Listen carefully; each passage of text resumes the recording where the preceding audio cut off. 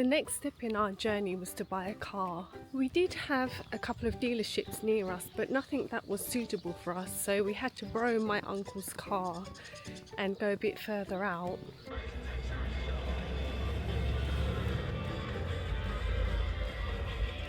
We were looking for a little run around just so that we could start viewing houses, and some of them were kind of in the middle of nowhere, so it was essential for us to get a car. We decided to get a K car, which is quite an economical car, and at the time we bought it we didn't realise, but the procedure for buying a K car is a lot more simpler than buying an ordinary car.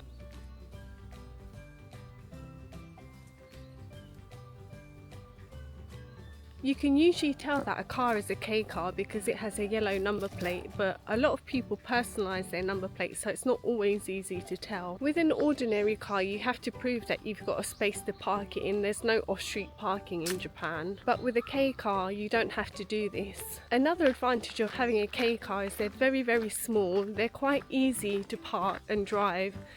Some of the ceilings are very high, so it feels really spacious.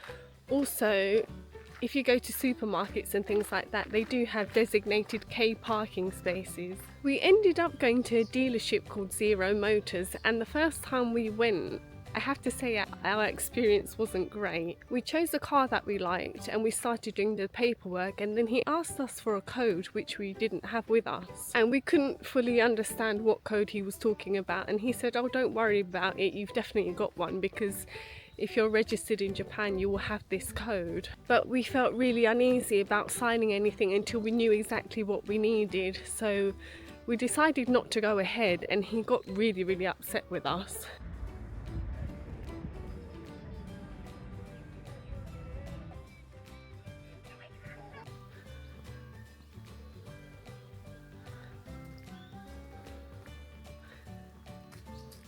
When we said that we weren't going to go ahead with it, he kept saying, "Why? But why?" And it was so difficult. I kept saying, "We're not sure about this code, we have to be sure before we sign anything." And he kept saying, "You've got it." And he kept saying, "But why? But why?" Oh, it was really stressful, but we ended up having to go to another branch because we couldn't go back there. When we went to the other branch, we really had the intention of buying something because our life was on hold until we got a car.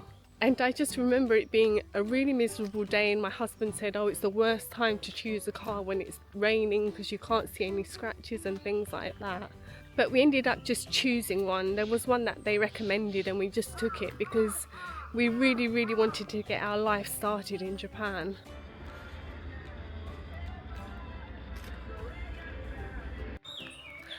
Another thing was, because every time we were going to these places we were borrowing my uncle's car, we felt like we were becoming a bit of a burden. So we really just wanted to be independent as soon as possible. Normally choosing a car is a huge decision, but we just wanted to get one that was reliable, that we thought would last, just so that we could get our life started.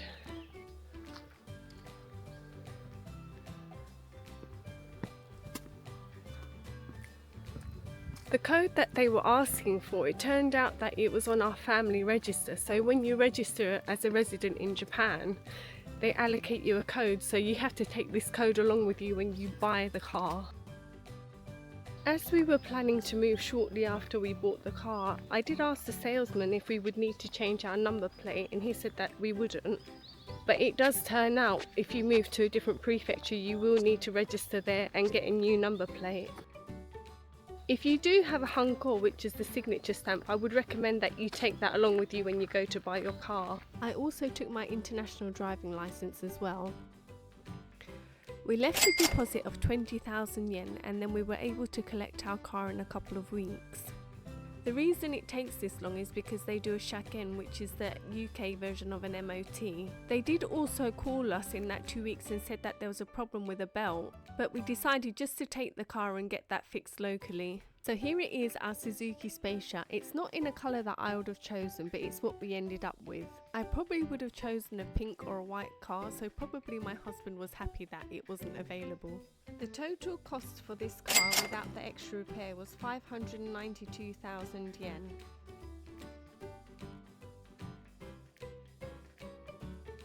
This is my favourite feature just because my parking is so bad.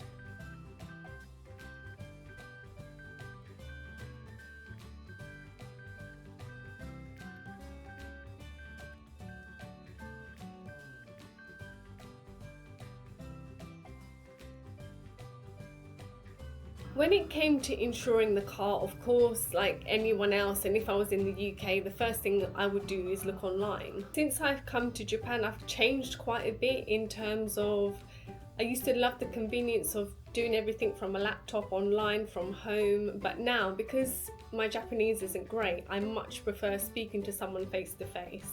When we bought our car, my uncle came with us and he did inquire about insurance. And they kindly arranged for someone from an insurance company to come over to the office and speak to us. And for me, it was just much easier. He had a brochure there, he was explaining all the different options and things like that. For me, I needed to have someone face to face. I'm hoping as my Japanese improves that I'll go back to liking doing things online. Japan is quite similar to the UK in terms of insurance. The minimum that you need is third-party fire and theft.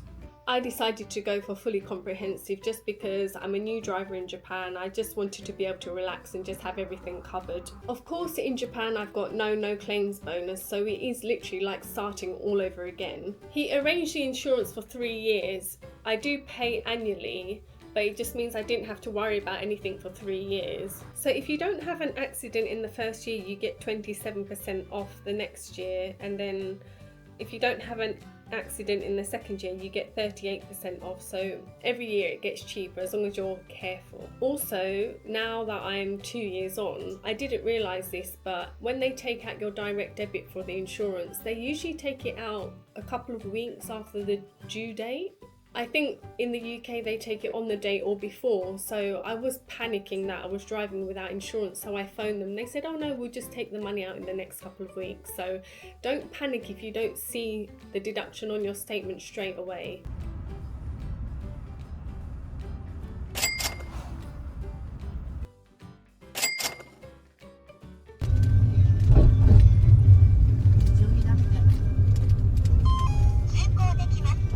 An ETC card is a payment card used for automated toll payments on the highways and expressways. There is an option to pay with cash, but each time you go past one you'll have to stop. Having an ETC card just makes things a lot quicker. Most ETC barriers do have the cash option, but a few of them don't. We knew we would be using the motorways a lot to do house viewings, so we thought the best option for us was to get an ETC card. After doing some research, it seemed like the easiest way to get hold of an ETC card was to get it with a credit card package. I thought this would be a problem as I have no credit history in Japan, but it's fairly easy to get a credit card over here. I decided to get the Rakuten one just because I already have the broadband and the phone. I just thought it'd be easier. So there we have it, just a really quick guide on how you can start driving in Japan. If you do have any questions or I've left out anything, please leave a comment. I am off now to try my new Kit Kats. I've never had this before, so I'm really excited. Sayonara!